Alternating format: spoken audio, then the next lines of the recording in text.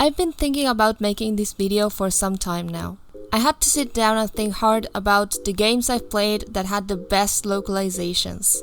In the end, there were 3 games in particular that stood out to me. So that's what the topic of this video is going to be about. Hello everyone and welcome. This is Localization Addict. I'm Hagane and today I'm making a top 3 of what I consider to be the best localizations for Japanese video games into English. I've been playing video games for a long time, and as a multilingual person, one of the things that's always interested me is how game studios approach localization to adapt their game's content to a broader market, and account for the differences in language and culture around the world. This video is about 3 games which have outstanding localizations. I will be looking at the general picture of each game while giving examples to further my point. I will also explain my reasons for choosing one over the other as I go through this top. So, without further ado, let's get started.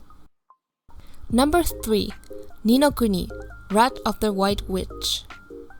At number 3 we have Ninokuni, a marvelous game no matter how you look at it. Combining Ghibli artwork with a classic JRPG style of gameplay, Ninokuni has a lot to offer in many aspects, and its localization work is no exception. The dialogue flows very naturally in English. We can observe this everywhere we go in the game, from everyday conversations like the one Oliver has with Miss Layla, to the more odd situations like the ones that go on between Oliver and Drippy. Let's look at some concrete examples, shall we? Let's dissect a portion of the second conversation to happen in the game. In Japanese, it goes like this.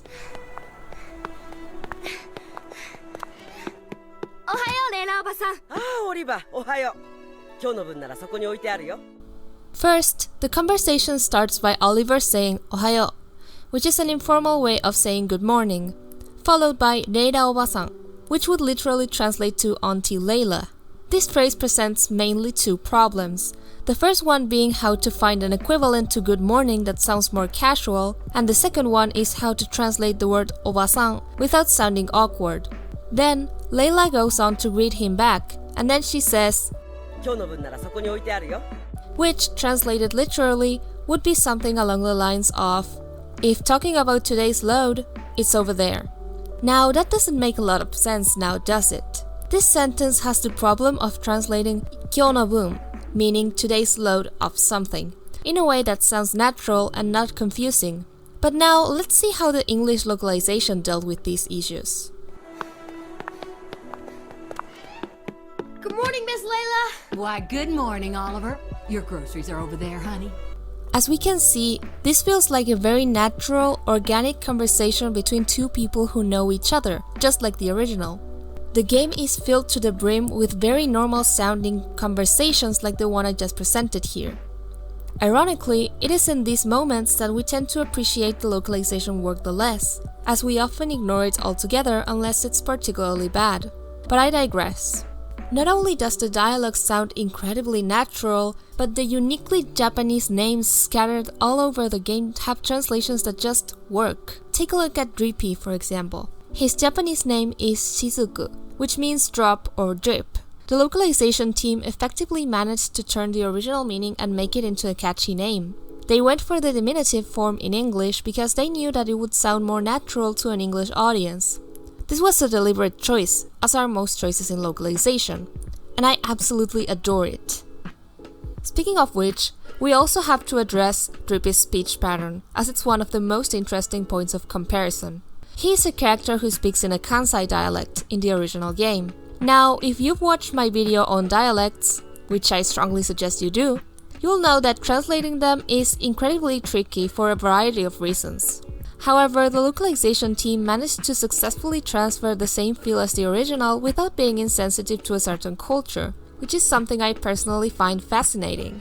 In English, he's made to speak in a Welsh accent, as shown by his use of your instead of your, him rolling his R's occasionally, parallel worlds, and him elongating his vowels. Lord High Lord of the Fairies. The reason for why a Welsh accent was chosen instead of, say, a Scottish one is beyond me. However, it fits this character particularly well, and it makes the original, non-standard dialect justice. These are some of the reasons why I put Ninokuni on this top. I think it's definitely a great game with great localization behind it. However, I decided to put it in third place because while I do think it's amazing, I feel like the other two I will be discussing later take this creativity that I mentioned a step further.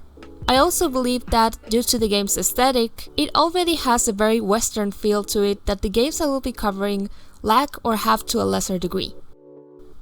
Number 2. Yakuza. Yakuza, originally called Ryu ga Gotoku or Like a Dragon, is an incredibly Japanese game. This is because it delves into the relationships present within the Japanese mafia, also known as Yakuza, which is deeply rooted in Japanese culture. This makes for quite a big challenge in the localization department, as many of the terms used don't have a direct equivalent in English. The Yakuza work differently than other mafias. Besides the fact that there is usually a bigger company that owns, or rather is behind any given Yakuza group, they treat each other as family, and this is shown in the Japanese names of each step in the hierarchy, with the underlings calling their boss either Aniki, meaning big brother, or Oyaji, meaning dad. These positions in the hierarchy are incredibly tricky to translate. Yet, despite all odds, the English localization of Yakuza manages to deliver its message in a way that's understandable to an English audience while remaining faithful to the original. Let's look at some examples of this. First, whenever a new character is introduced, we are told their rank in the hierarchy and what gang they're a part of. Take Kiryu, the protagonist, as an example. In Japanese, his introduction says, 登場界直系堂島組射程頭補佐, which roughly translates as direct underling of the Tojo Kai, which is the bigger company that owns this particular group, Group Dojima, supporting role of and possible candidate for the Shateigashira, which is the person in a brotherly rather than fatherly relationship with the mob boss. Now, that is a lot of explanation that one has to make in order to even begin to make sense of this sentence. So, what did the English localization do? Simple. It made use of military language and made a few adjustments in order to explain without really having to do so. This is what the result looks like. Lieutenant Advisor of the Dojima family, a Tojo clan subsidiary. Now, this sounds incredibly natural and it goes the extra mile to explain things subtly, but in a way that is understandable to an English audience. The localization team managed to do an awesome job at transcreating a lot of these already established terms very specific to the Yakuza without making the English writing look messy or sloppy, and for that I commend them. This is why I chose this as the second entry in this top. Honestly, I don't find that much of a difference in terms of quality of localization between the first and second place. However, I ended up deciding on making Yakuza the second place, and I'll explain why in a moment. Number 1. Final Fantasy VII Remake. Final Fantasy VII Remake. What else is there to say? Everyone who knows this game loves it. I certainly enjoyed it myself. However, the reason we are talking about it today is because of its outstanding English localization. Not only do dialogues flow naturally, but a lot of previously established character lines, such as Cloud's famous "not interested," are followed down to a T. Let's take a look at my favorite example. At the beginning, there's a scene where Barrett asks Cloud for his age. In Japanese, the exchange goes like this. Huh? ソルジャーには階級とは別にランクがあって。いくつって聞いたら年じゃねえのか。普通はよ。おっと失礼。ソルジャー様が普通のはずねえよな。はいはい、ファーストね。いっちゃいかな。So, what's happening here is that Barrett is teasing Cloud about how, when he asked him his age, he replied with first, as if it was his soldier rank.